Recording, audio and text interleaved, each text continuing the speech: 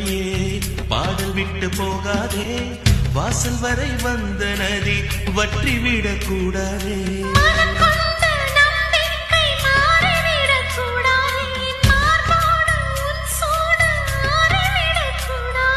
அன்பே உன் கண் சிந்தும் ஆனந்த கண்ணீர் என்னோடு என் உயிரும் கரைந்து விடலாகாத. இந்த நிமிஷம் என் நிமிஷம் எந்தன்